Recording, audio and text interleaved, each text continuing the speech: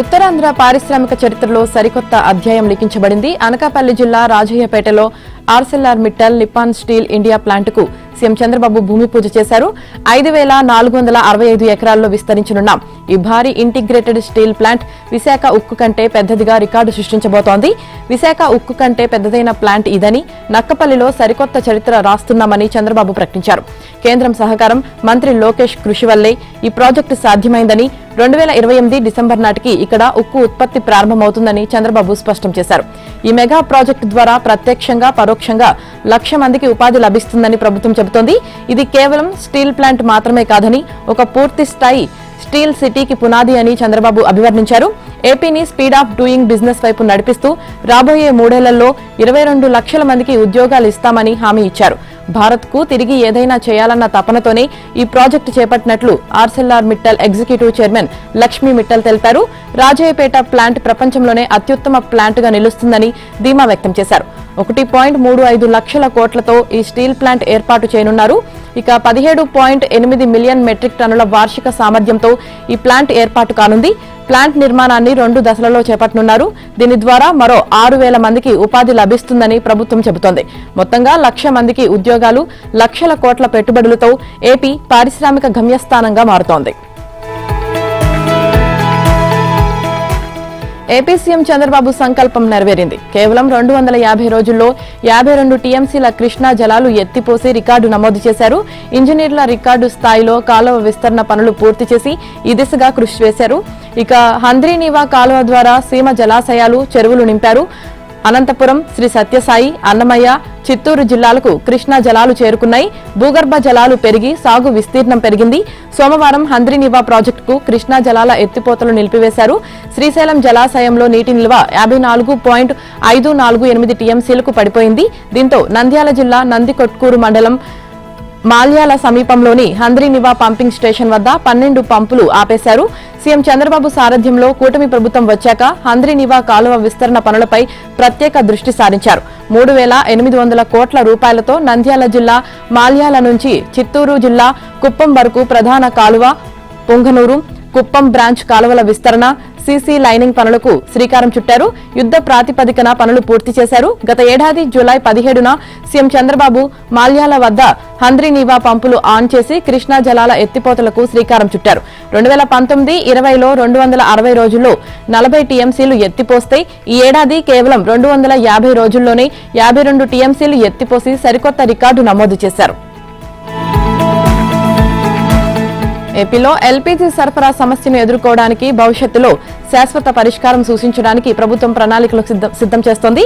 దీనిలో భాగంగా క్యాంప్ ఆఫీసులో సీఎం కీలక సమీక్ష నిర్వహించారు. ప్రస్తుతం రాష్ట్రంలో పీఎన్జీ విస్తరణ కోసం 2.34 లక్షల కనెక్షన్లు అందుబాటులో ఉన్నప్పటికీ 60,000 మంది వినియోగదారులు మాత్రమే కనెక్షన్లు పొందారని అధికారులు సీఎంకు వివరించారు. అయితే దీనిని 100% వినియోగించుకునేలా చూడటంతో పాటు జిల్లాకు కనీసం 10,000కు తగ్గకుండా నూతన కనెక్షన్లు ఇవ్వాలంటూ సీఎం లక్ష్యాన్ని నిర్దేశించారు. శ్రీకాకుళం, కాకినాడ పైప్ లైన్ పునరుద్ధరణపై కేంద్ర మంత్రికి లేఖ రాయాలని చెప్పారు. AP city gas distribution networks కు వెంటనే ఉత్తర్వులు ఇవ్వాలని అధికారులను ఆదేశించారు. టెక్నాలజీ వినియోగించడంతో అన్నింటా మంచి ఫలితాలు వస్తున్నాయని, దీనికి తిరుమలలో పెరిగిన దర్శనాల సంఖ్యనే నిదర్శనమని అధికారులతో సీఎం అన్నారు. ఏఐ సాయంతో తిరుమలలో క్యూ లైన్లు, భక్తుల రద్దీ నిర్వహణ వల్ల నిరీక్షణ సమయం తగ్గిందని, దీంతో 20% వరకు భక్తులు అదనంగా దర్శనాలు చేసుకునే అవకాశం లభించిందన్నారు. ఇప్పుడు కొండపై ప్రసాదం, దర్శనం బావుందని, శ్రీవారి సేవకులు, భక్తుల్లో సంతృప్తి పెరిగిందని అన్నారు. హార్ముజ్ జలసంధి జామ్తో ఇంధన రవాణాకు బ్రేకులు పడ్డాయి. దీంతో దేశంలో ఎల్పీజీ సరఫరా భారీగా తగ్గిపోయింది. ఈ గ్యాస్ గండం నుంచి గట్టెక్కేందుకు ప్రభుత్వ రంగం, ఆయిల్ కంపెనీలు సంచలన నిర్ణయం తీసుకున్నట్లు వార్తలు గుప్పమన్నాయి. ఇకపై 14.2 కేజీల సిలిండర్లో కేవలం 10 కేజీల గ్యాస్ మాత్రమే నింపి దానికి తగ్గట్టుగా బిల్లింగ్ చేసి పంపిణీ చేసేందుకు కసరత్తు చేస్తున్నట్లు కథనాలు వెలువడ్డాయి. ఇప్పటికే పానిక్ బుకింగ్స్ పెరగడంతో గ్యాస్ ఏజెన్సీల సర్వర్లు క్రాష్ అయ్యాయి. ఇక విజయవాడ ఇబ్రహీంపట్నం ప్లాంటుకు విశాఖ నుంచి పైప్ లైన్ సరఫరా నిలిచిపోవడంతో పరిస్థితి సీరియస్ గా మారింది. డిమాండ్ కు తట్టుకోవడానికి ఇద్దరికి ఇచ్చే గ్యాస్ ను ముగ్గురికి పంపిణీ చేసేలా క్వాంటిటీ తగ్గింపు ఫార్ములాను కంపెనీలు తెరపైకి తెస్తున్నట్లు ప్రచారం జరిగింది. బీజేపీ నేతలు ఏపీపై ప్రత్యేక దృష్టి పెట్టారు. ఇప్పటికే కూటమి భాగస్వామిగా కీలక పాత్ర పోషిస్తున్న బీజేపీ తన బలాన్ని పెంచుకునేందుకు పార్టీని ప్రజల్లోకి తీసుకుని వెళ్లేందుకు అనేక కార్యక్రమాలు చేపడుతుంది. ఇప్పుడు మన ఊరు మన జెండా పేరుతో సరికొత్త కార్యక్రమానికి శ్రీకారం చుట్టారు. గ్రామ స్థాయిలో పార్టీని మరింత బలోపేతం చేయడంతో పాటు ప్రతి గ్రామంలో పార్టీకి చెందిన క్రియాశీల కార్యకర్తలను గుర్తించి 5 నుంచి 20 మంది సభ్యులతో చిన్న చిన్న బృందాలుగా ఏర్పాటు చేస్తున్నారు.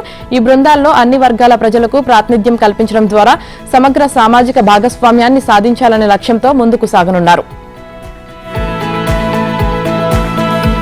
తెలంగాణ ఆర్థిక శాఖ కార్యదర్శి సందీప్ సుల్తానియాపై హైకోర్టు తీవ్ర ఆగ్రహం వ్యక్తం చేసింది. రిటైర్డ్ ఉద్యోగులకు అందించాల్సిన బకాయిల చెల్లింపులో జరుగుతున్న ఆలస్యంపై ధర్మాసనం విచారణ చేపట్టింది.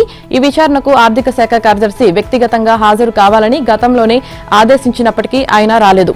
దీనిపై కోర్టు ఆగ్రహం వ్యక్తం చేసింది. ప్రభుత్వం తరపు న్యాయవాది వాదనలు వినిపిస్తూ ప్రస్తుతం అసెంబ్లీ సమావేశాలు జరుగుతున్నాయని, ఆ పనుల్లో నిమగ్నమై ఉండడం వల్లే ఫైనాన్స్ సెక్రటరీ విచారణకు రాలేకపోయారని కోర్టుకు వివరించారు. అయితే ఈ విన్నపాన్ని హైకోర్టు తోసిపుచ్చింది. కోర్టు ధిక్కరణ అంశాలను ఉపేక్షించేది లేదని స్పష్టం చేసింది. ఎట్టి పరిస్థితుల్లోనూ విచారణకు హాజరు కావాల్సిందేనని హైకోర్టు ఆదేశించింది. వ్యక్తిగత హాజరుకు మినహాయింపు ఇచ్చే ప్రసక్తి లేదంది. త్వరితగతిన చెల్లించాలని గత ఏడాది ప్రభుత్వానికి ఫైనాన్స్ సెక్రటరీకి హైకోర్టు ఆదేశాలు జారీ చేసింది. అయినా కూడా బకాయిలు చెల్లించకపోవడంతో కోర్టు ధిక్కరణ కింద రిటైర్డ్ ఉద్యోగులు హైకోర్టును ఆశ్రయించారు. రిటైర్డ్ ఉద్యోగుల బకాయిల విషయంలో ప్రభుత్వం నిర్లక్ష్యం వహించడం సరికాదని వ్యాఖ్యానించింది. ఎమ్మెల్యే పదవికి దానం నాగేందర్ ను అనర్హుడిగా ప్రకటించాలని కోరుతూ బీజేపీ ఎమ్మెల్యే ఏలేటి మహేశ్వర్ రెడ్డి దాఖలు చేసిన పిటిషన్పై హైకోర్టు విచారణ చేపట్టింది. శాసనసభ స్పీకర్ కు దానం నాగేందర్ కు నోటీసులు జారీ చేసింది. హైకోర్టు ప్రధాన న్యాయమూర్తి జస్టిస్ అపరేష్ కుమార్ సింగ్, జస్టిస్ మొహియుద్దీన్లతో కూడిన ధర్మాసనం ఏలేటి పిటిషన్పై విచారణ జరిపింది. మహేశ్వర్ రెడ్డి తరపున సీనియర్ న్యాయవాది వివేక్ రెడ్డి వాదనలు వినిపించారు. దానం నాగేందర్ బీఆర్ఎస్ నుంచి ఎమ్మెల్యేగా గెలిచి కాంగ్రెస్ పార్టీ బీఫామ్తో ఎంపీగా పోటీ చేశారని, ఆయన కాంగ్రెస్ నుంచి నామినేషన్ వేసిన నాటి నుంచే ఎమ్మెల్యేగా అనర్హుడిగా మారారన్నారు. ఇక ఒక పార్టీ ప్రజాప్రతినిధిగా ఉండి మరో పార్టీ బీఫామ్ పై పోటీ చేస్తే స్వచ్ఛందంగా పదవి వదులుకున్నట్లేనని supreme court doctor Mahachand Prasad versus chairman Bihar శాసన మండలి తీర్పులో స్పష్టం చేసిందని పేర్కొన్నారు. ఇదే హైకోర్టు భూపతిరెడ్డి కేసులో ఇచ్చిన తీర్పు సైతం ఉదాహరణగా నిలుస్తుందన్నారు. భద్రాచలం శ్రీ సీతారామచంద్రస్వామి ఆలయంలో కొలువై ఉన్నది శ్రీరామచంద్రుడా లేక రామనారాయణుడా అన్న వివాదానికి సంబంధించి దాఖలైన పిటిషన్లో ఎలాంటి ఉత్తర్వులు ఇవ్వలేమని సోమవారం హైకోర్టు పేర్కొంది. హైకోర్టు ఆదేశాల మేరకు గతంలో ఏర్పాటు చేసిన 5 సభ్యుల నిపుణుల కమిటీ నివేదిక సమర్పించకుండా ఎలా విచారణ చేపట్టాలని ప్రశ్నించింది. ఈ పిటిషన్లకు సంబంధించిన విచారణ అర్హతను ముందుగా తేల్చాల్సి ఉంటుందని అభిప్రాయపడింది. భద్రాచల రాముని గోత్రం ప్రవర మార్చడాన్ని సవాల్ చేస్తూ 2022లో దాఖలైన పిటిషన్లపై జస్టిస్ సూరేపల్లి నంద ధర్మాసనం విచారణ చేపట్టింది. ప్రభుత్వం తరపున అడ్వకేట్ జనరల్ సుదర్శన్ రెడ్డి వాదనలు వినిపిస్తారని, కొంత సమయం కావాలని దేవాదాయ శాఖ న్యాయవాది బూక్యా మంగీలాల్ నాయక్ కోరారు. మొయినాబాద్ ఫామ్ హౌస్ లో కాల్పులు, డ్రగ్స్ కేసుకు సంబంధించి రిమాండ్లో ఉన్న ప్రధాన నిందితులు రోహిత్ రెడ్డి, రితీష్ రెడ్డి, నమిత్ శర్మను 3 రోజులు పోలీస్ కస్టడీకి కోర్టు అనుమతించింది. నిందితులను ప్రశ్నించేందుకు future city police commissioner Sudheer Babu నేతృత్వంలో ప్రత్యేక దర్యాప్తు బృందం సిద్దమైంది. దర్యాప్తులో మిగతా నిందితులు వెల్లడించిన వివరాల ఆధారంగా 3 ప్రధాన నిందితులను ప్రశ్నించనుంది. మొయినాబాద్ లో రాజకీయ, వ్యాపార రంగాల ప్రముఖులు పాల్గొన్న పార్టీలో డ్రగ్స్ లభించడం, తనిఖీలకు వెళ్లిన పోలీసులపై నిందితులు జరిపిన కాల్పులు కలకలం రేపిన సంగతి తెలిసిందే. ఈ కేసులో రోహిత్ రెడ్డి, నమిత్ శర్మ, రితీష్ రెడ్డి అరెస్ట్ అయి జైల్లో రిమాండ్లో ఉండగా ఏపీలోని ఏలూరు ఎంపీ పుట్టా మహేష్, మరో 7 నిందితులు స్టేషన్ బెయిల్ పై బయట ఉన్నారు. లోక్సభ సమావేశాల అనంతరం విచారణకు వస్తానని పుట్టా మహేష్ చెప్పడంతో మిగతా 7 నిందితులను సిట్ బృందం రోజువారీగా విచారిస్తోంది. ఫార్ములా ఈ కార్ రేస్ కేసులో కీలక ముందడుగు పడింది. నిబంధనలకు విరుద్ధంగా 54,88,00,000 రూపాయలు విదేశీ సంస్థలకు మళ్లించిన వ్యవహారంపై ఏసీబీ అధికారులు కోర్టులో ఛార్జ్షీట్ దాఖలు చేశారు. అందులో A1 గా కేటీఆర్, A2 గా ఐఏఎస్ అధికారి అరవింద్ కుమార్, A3 గా హెచ్ఎండిఏ మాజీ chief engineer BLN Reddy, A4 గా sports consultants Kiran Malleswara Rao, A5 గా యూకేకు చెందిన ఫార్ములా ఈ ఆపరేషన్ సంస్థను చేర్చారు.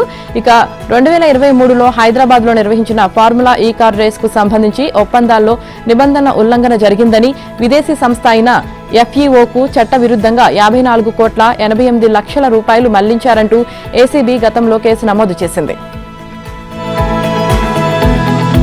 హైదరాబాద్ మెట్రో రైల్ నెట్వర్క్ ను ఎల్ఎన్టీ సంస్థ నుంచి స్వాధీనం చేసుకునే చర్యలను వేగవంతం చేయాలని కేబినెట్ నిర్ణయించింది. మెట్రోపై ఉన్న రుణభారం సహా మొత్తం 15,000 కోట్ల రూపాయలు ప్రభుత్వం ఎల్ఎన్టీకి చెల్లించి స్వాధీనం చేసుకోవాల్సి ఉంటుందని మంత్రివర్గ ఉపసంఘం ఇప్పటికే నివేదిక సమర్పించింది. ప్రభుత్వం తరపున ఈ నిధుల చెల్లింపులు, లావాదేవీలు నిర్వర్తించే బాధ్యతను హైదరాబాద్ మెట్రో రైల్ లిమిటెడ్ కు అప్పగించగా దీనిని నోడల్ ఏజెన్సీగా నియమించేందుకు కూడా కేబినెట్ ఆమోదం తెలిపింది. క్యూనెట్ మోసం కేసును పోలీసులు ఛేదించారు. తెలంగాణ, ఆంధ్రప్రదేశ్, కర్ణాటక రాష్ట్రాల్లో ఉన్న క్యూనెట్ సంస్థలపై హైదరాబాద్ సెంట్రల్ క్రైమ్ ప్రత్యేక బృందాలు ఏకకాలంలో మెరుపుదాడులు చేశాయి. ఐటీ ఉద్యోగులు, నిరుద్యోగులు, గృహిణులు, చిన్న వ్యాపారులను లక్ష్యంగా చేసుకుని నిందితులు మోసాలకు పాల్పడుతున్నారు. హైదరాబాద్లోని హైటెక్ సిటీ పరిసరాల్లో ప్రముఖ హోటల్లో సమావేశాలు ఏర్పాటు చేసి ఈ కామర్స్ వ్యాపారం పేరుతో పెట్టుబడులు పెడితే బాగా లాభాలు వస్తాయని నమ్మిస్తారు. 5 నుంచి 10 లక్షల రూపాయలు పెట్టుబడి పెడితే 2 సంవత్సరాల్లో 3 నుంచి 4 కోట్ల వరకు లాభాలు ఆర్జించవచ్చని చెబుతున్నట్లు గుర్తించారు. మూసీ ప్రక్షాళనపై కేబినెట్ సబ్ కమిటీ వేస్తామని సీఎం రేవంత్ రెడ్డి స్పష్టం చేశారు. ఉప ముఖ్యమంత్రి బట్టి విక్రమార్క, మంత్రులు పొన్నం ప్రభాకర్, శ్రీధర్ బాబుతో ఏర్పాటు చేయనున్న ఈ కమిటీకి ప్రతిపక్షాలు సలహాలు, సూచనలు ఇవ్వవచ్చని సూచించారు. మూసీ ప్రక్షాళనపై ప్రతిపక్షాలు రాజకీయం చేస్తున్నాయని, దీనిపై వారికి ఉన్న అభ్యంతరాలేంటని ప్రశ్నించారు. మూసీ రివర్ డెవలప్మెంట్ కార్పొరేషన్ ను ప్రారంభించింది తామేనని చెప్పుకునే బీఆర్ఎస్ ఇప్పుడు ఆపాలని ఎందుకు ప్రయత్నిస్తుందని నిలదీశారు. మీరు ప్రారంభించి వదిలేస్తే మేము ముందుకు తీసుకువెళ్తున్నాం, ఆపాలని కాకుండా ముందుకు తీసుకువెళ్లడానికి సలహాలు ఇవ్వాలి. 50 మీటర్ల బఫర్ జోన్ పరిధిని నిర్ణయించింది కూడా మీరే. దీనిపై అభ్యంతరాలు తెలపాలని సమావేశానికి ఆహ్వానిస్తే రాలేదు. ఆన్లైన్లో వివరాలు చూసి అయినా సలహాలు ఇస్తారనుకుంటే అది చేయలేదు అని రేవంత్ అన్నారు. తెలంగాణ రూపురేఖలు మార్చేందుకు ప్యూర్ రేర్ మోడల్ తీసుకొస్తున్నామని శాసన మండలిలో సీఎం రేవంత్ రెడ్డి స్పష్టం చేశారు. కాలుష్య కారక పరిశ్రమలను ఔటర్ రింగ్ రోడ్డు బయటకు తరలిస్తామని తెలిపారు. హైదరాబాద్ లో ఉన్న పరిశ్రమలను సిటీ బయటకు తరలిస్తే ఆ భూములను మల్టీ జోన్స్ గా వినియోగించుకోవచ్చని రేవంత్ వివరించారు. జూన్, జూలైలోపు ఎలివేటెడ్ కారిడార్ల నిర్మాణం పూర్తి చేస్తామని స్పష్టం చేశారు. మూసీ అభివృద్ధిని ఆపాలనే ప్రయత్నం తప్ప ఏ సూచననైనా స్వీకరిస్తామని సీఎం రేవంత్ అన్నారు. ఏ ఒక్కరికి నష్టం కలగనివ్వం, నిర్వాసితులను అన్ని ఏర్పాట్లు చేస్తామన్నారు రేవంత్. ఇక మూసీని అభివృద్ధి చేస్తామంటే రాజకీయం చేయడం ఏంటని సీఎం రేవంత్ రెడ్డి మండిపడ్డారు. ఇక రాజకీయాలకు అతీతంగా అందరూ కలిసి రావాలని ఆయన కోరారు. ఢిల్లీ మాదిరిగా కాలుష్య నగరం కాకూడదనే హిల్ టు పాలసీ తీసుకువచ్చామని రేవంత్ వివరించారు. హిల్ టు పాలసీపై ప్రతిపక్షాల నేతలు ఆరోపణలు, అసత్య ప్రచారాలు చేయవద్దని సీఎం రేవంత్ రెడ్డి హితవు పలికారు. అభివృద్ధికి అడ్డంకులు సృష్టించొద్దని కోరారు. భవిష్యత్తులో కాంగ్రెస్ నుంచి తెలంగాణకు బీసీ నేత సీఎం అవుతాడని టీపీసీసీ చీఫ్ మహేష్ కుమార్ గౌడ్ వ్యాఖ్యానించారు. బీఆర్ఎస్, బీజేపీల నుంచి ఒక బీసీ నేత సీఎం అవుతాడని ఆ పార్టీల అధ్యక్షులు కేసీఆర్, రామచంద్రరావుకు చెప్పే దమ్ముందా అంటూ సవాల్ విసిరారు. బీజేపీ, బీఆర్ఎస్ బీసీ వ్యతిరేక పార్టీలని విమర్శించారు. రాష్ట్రంలో 100 సీట్లతో కాంగ్రెస్ మరోమారు అధికారంలోకి రావడం ఖాయమన్నారు. అప్పటికీ డీలిమిటేషన్ జరిగితే 140 సీట్లతో అధికారంలోకి వస్తామని చెప్పారు. కార్పొరేషన్ల చైర్మన్ పదవుల్లో 65% బీసీలకు ఇచ్చామని, 67% పంచాయతీల్లో బీసీ సర్పంచులను గెలిపించుకున్నామన్నారు. దేవుళ్ల పేర్లు చెప్పడం తప్ప కేంద్ర మంత్రిగా బీసీలకు బండి సంజయ్ చేసిందేముందని ప్రశ్నించారు. బీసీలు ఏకమై కాంగ్రెస్ ను అధికారంలోకి తేవడంలో కీలక పాత్ర పోషించాలన్నారు. విజయమ్మ రాసిన లేఖపై మాట్లాడే దమ్ములేని జగన్ తన పార్టీ కుక్కలతో మొరిగిస్తున్నాడని ఏపీసీసీ అధ్యక్షురాలు షర్మిల మండిపడ్డారు. కొద్ది రోజుల క్రితం విశాఖలో తాను మాట్లాడుతూ సునీతపై అవినాష్ రెడ్డి చేసిన అసత్య ఆరోపణలు ఖండించానని, అదే పెద్ద నేరమైందని షర్మిల అన్నారు. తాను వివేక హత్య గురించి మాట్లాడుతుంటే వాళ్లు ఆస్తుల గురించి మాట్లాడుతున్నారంటూ మండిపడ్డారు. వివేక హత్యకు గురైన రోజు ఉదయం 7 గంటల నుంచి జగన్ మీడియాలో గుండెపోటుతో చనిపోయారని పదే వార్త ప్రసారమైంది. ఆ సమయంలో అక్కడ ఉంది అవినాష్ రెడ్డి, జగన్ మీడియా ప్రతినిధులు. అప్పటికి సునీత హైదరాబాద్ నుంచి బయలుదేరనేలేదు. వాస్తవం ఇది కాగా దీనికి భిన్నంగా అవినాష్ రెడ్డి గుండెపోటు కథ సునీత అల్లింది అంటూ అబద్ధాన్ని ప్రచారం చేయడాన్ని పూనుకున్నారన్నారు. బీహార్ కేడర్ ఐపీఎస్ అధికారి సునీల్ కుమార్ నాయక్ ముందస్తు బెయిల్ పిటిషన్ విచారణ అర్హతపై సోమవారం హైకోర్టు విచారణ జరిపింది. ఇరుపక్షాల వాదనలు ముగియడంతో ఈ వ్యవహారంపై తగిన ఉత్తర్వులు జారీ చేస్తామని పేర్కొంటూ విచారణను ఏప్రిల్ 6కి వాయిదా వేసింది. అప్పటి వరకు దర్యాప్తు అధికారి కోరినప్పుడు విచారణకు హాజరు కావాలని నాయక్ ను ఆదేశించింది. 24 గంటలు పనిచేసే సెల్ ఫోన్, వాట్సాప్ నెంబర్లను దర్యాప్తు అధికారికి అందజేయాలని స్పష్టం చేసింది. దర్యాప్తును కొనసాగించవచ్చని, ఈ క్రమంలో పిటిషనర్పై ఎలాంటి కఠిన చర్యలు తీసుకోవద్దని దర్యాప్తు అధికారికి సూచించింది. ఈ మేరకు హైకోర్టు న్యాయమూర్తి జస్టిస్ వెంకట జ్యోతిర్మయ్ ఉత్తర్వులు ఇచ్చారు. దేశవ్యాప్తంగా ఎలక్ట్రిక్ వాహనాల వినియోగం వేగంగా పెరుగుతుంది. పర్యావరణ పరిరక్షణలో భాగంగా ప్రభుత్వాలు కూడా ఆ దిశగా ప్రోత్సహిస్తున్నాయి. అయితే ఈ క్రమంలో పెద్ద ఎత్తున భక్తుల తాకిడి ఉండే ప్రముఖ పుణ్యక్షేత్రమైన తిరుమలలో ఈవీ వాహనాలకు అవసరమైన ఈవీ ఛార్జింగ్ స్టేషన్లు లేవు.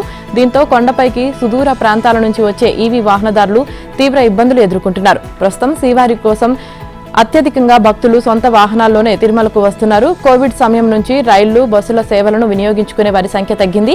ఈ క్రమంలో తిరుమల కొండకు నిత్యం దాదాపు 8,000 నుంచి 10,000 వాహనాలు వస్తున్నాయి. వారాంతాలు, విశేష పర్వదినాలు, ఉత్సవాల సమయంలో ఈ సంఖ్య 15,000 వరకు ఉంటుంది. తిరుమలకు వస్తున్న వాహనాల్లో దాదాపు 10% ఎలక్ట్రిక్ బైక్లు, కార్లు ఉంటున్నాయి. కొండపైకి వెళ్లిన తర్వాత బ్యాటరీ అయిపోతుందేమో అనే భయంతో ఛార్జింగ్ కోసం తిరుపతిలోనే వాహనాలను ఆపుతున్నారు. కొండ ప్రాంతం కావడంతో ఛార్జింగ్ ఎంత దూరం వస్తుందో అంచనా వేయడం సాధ్యం కాదు. దీంతో ఈవీతో కొండకు వెళ్లాలా వద్దా అనే సందేహంలో ఉండిపోతున్నారు. కుటుంబ సమేతంగా బెంగళూరు, చెన్నై, హైదరాబాద్, విజయవాడ వంటి ప్రాంతాల నుంచి వస్తున్న యాత్రికులు తిరుమలలో ఛార్జింగ్ సదుపాయం లేక కింద తిరుపతిలో ఛార్జింగ్ చేస్తున్నారు. దేశంలో పార్లమెంట్, అసెంబ్లీ నియోజకవర్గాల పునర్విభజనను 2011 జనాభా లెక్కల ఆధారంగా జరిపించాలని కేంద్రం నిర్ణయం తీసుకుంది. అలాగే లోక్సభలో, రాష్ట్రాల శాసనసభల్లో మహిళలకు 33% కోటా కల్పించే మహిళా రిజర్వేషన్ చట్టాన్ని కూడా 2011 జనాభా లెక్కల ఆధారంగా అమలు చేసేందుకు సిద్దమైనట్లు తెలుస్తుంది. ప్రస్తుత బడ్జెట్ సమావేశాల్లోనే ఈ మేరకు రాజ్యాంగ సవరణ బిల్లును ప్రవేశపెట్టే అవకాశాలున్నాయి. మంగళవారం జరిగే సభా వ్యవహారాల సలహా కమిటీ సమావేశంలో ఈ బిల్లుల గురించి ప్రభుత్వం ప్రస్తావించవచ్చునని సమాచారం. కాగా ఈ బిల్లుల ఆమోదం కోసం శని, ఆదివారాలు కూడా పార్లమెంట్ సమావేశాలు జరిపించాలని, అవసరమైతే సమావేశాలను ఏప్రిల్ 2 నుంచి మరో వారం వరకు పొడిగించాలని ప్రభుత్వం భావిస్తోంది. దక్షిణాది రాష్ట్రాలు జనాభా ప్రాతిపదికన సీట్ల పెంపును వ్యతిరేకించడంతో కేంద్రం ఈ నిర్ణయం తీసుకున్నట్లు తెలుస్తోంది. దీని ప్రకారం ప్రతి రాష్ట్రంలోనూ ఇప్పుడున్న నియోజకవర్గాల్లో 50% అదనంగా నియోజకవర్గాలు చేరే అవకాశాలున్నాయి. ఫలితంగా లోక్సభ సభ్యుల సంఖ్య 816కు చేరే అవకాశం ఉంది. 816 సీట్లయితే అందులో 273 సీట్లు మహిళలకు రిజర్వ్ అవుతాయి. తెలుగు రాష్ట్రాల విషయానికి వస్తే తెలంగాణలో లోక్సభ సీట్లు 25 లేదా 26కు, అసెంబ్లీ సీట్లు 178 లేదా 179కి పెరిగే అవకాశాలున్నాయి. ఆంధ్రప్రదేశ్లో లోక్సభ స్థానాలు ప్రస్తుతం ఉన్న 25 నుంచి 37, 38కి, అసెంబ్లీ సీట్లు 262 నుండి 263కు పెరగవచ్చు. వైద్య విద్య సీట్ల భర్తీ ప్రక్రియ ముగింపు లేని అంశంగా మారుతుందని జాతీయ వైద్య కమిషన్ సుప్రీంకోర్టు ఎదుట ఆవేదన వ్యక్తం చేసింది. కౌన్సిలింగ్ గడువును పొడిగిస్తూ కట్-ఆఫ్ పర్సెంటైల్ను తగ్గిస్తూ వివిధ రాష్ట్రాల హైకోర్టులు ఇస్తున్న వరుస ఉత్తర్వులపై అభ్యంతరం తెలిపింది. నిబంధనల ప్రకారం ముగియాల్సిన ప్రక్రియ కోర్టుల జోక్యంతో నిరంతర ప్రక్రియగా మారుతుందని పేర్కొంది. Telangana private medical and dental college management association, Andhra Pradesh private medical and dental college management association దాఖలు చేసిన పిటిషన్లపై ధర్మాసనం విచారణ చేపట్టింది. ఎన్ఎంసీ తరపున న్యాయవాదులు వాదనలు వినిపిస్తూ మెడికల్ సీట్ల కేటాయింపు అంశంలో వివిధ హైకోర్టుల ఉత్తర్వులు post graduate institute of medical education and research నిబంధనలకు విరుద్ధమన్నారు. గతేడాది డిసెంబర్లో ప్రారంభమైన కౌన్సిలింగ్ ప్రక్రియ నేటికి కొనసాగుతోందని గుర్తు చేశారు. ఫిబ్రవరి 25న కర్ణాటక హైకోర్టు జోక్యం చేసుకుని మార్చి 18లోగా మరో రౌండ్ కౌన్సిలింగ్ నిర్వహించాలని ఆదేశించిందని, మార్చి 12న బాంబే హైకోర్టు మరో రౌండ్కు అనుమతిస్తూ ఉత్తర్వులు ఇచ్చిందని తెలిపారు. తెలంగాణ హైకోర్టు సైతం కట్-ఆఫ్ పర్సెంటైల్ తగ్గింపు అంశాన్ని పరిశీలిస్తుందన్నారు. ఇప్పటికే 5 నుంచి 8 రౌండ్ల కౌన్సిలింగ్ పూర్తయిందని పేర్కొన్నారు. దేశవ్యాప్తంగా ఇంకా 377 సీట్లు మిగిలిన మాట వాస్తవమేనని, అవన్నీ విద్యార్థులు ఆసక్తి చూపని సబ్జెక్టులకు సంబంధించినవని స్పష్టం చేశారు. ఎన్ఎంసీ వాదనల నేపథ్యంలో ధర్మాసనం ఒకవైపు సీట్లు వృధా కావడం, మరోవైపు కౌన్సిలింగ్ ప్రక్రియ నిరవధికంగా సాగడం అనే 2 అంశాలను పరిగణలోకి తీసుకుంది. పశ్చిమ బెంగాల్లో అధికారం మళ్లీ తృణమూల్ కాంగ్రెస్ దేనని ఒపీనియన్ పోల్ వెల్లడించింది. 294 స్థానాలున్న బెంగాల్ అసెంబ్లీ ఎన్నికల్లో టీఎంసీకి 184 నుంచి 194 సీట్లు వస్తాయని తెలిపింది. పశ్చిమ బెంగాల్లో అధికారం కోసం చెమటోడుస్తున్న బీజేపీకి 98 నుంచి 108 స్థానాలు వస్తాయని పేర్కొంది. లెఫ్ట్ పార్టీలకు 1 నుంచి 3 సీట్లు రావచ్చని అంచనా వేసింది. ఇక ఈశాన్య రాష్ట్రమైన అస్సాంలో బీజేపీ నేతృత్వంలోని ఎన్డీఏ కూటమి ఘన విజయం సాధిస్తుందని, ఈ కూటమి 80 నుంచి 90 సీట్లతో గెలుస్తుందని ఇదే సంస్థ నిర్వహించిన మరో ఒపీనియన్ పోల్ తెలిపింది. అస్సాంలో మొత్తం 126 అసెంబ్లీ సీట్లు ఉన్నాయి. ఇక్కడ ఇండియా కూటమికి 29 నుంచి 39 సీట్లు రావచ్చని అంచనా వేసింది. తమిళనాడులో అగ్ని న్యూస్ ఒపీనియన్ పోల్ నిర్వహించింది. రాబోయే అసెంబ్లీ ఎన్నికల్లో అధికార డీఎంకే కూటమికి 180 సీట్ల వరకు రావచ్చని ఈ పోల్ వెల్లడించింది. బీజేపీ భాగస్వామిగా ఉన్న అన్నా డీఎంకేకు 50 నుంచి 60 స్థానాలు దక్కుతాయని అంచనా వేసింది.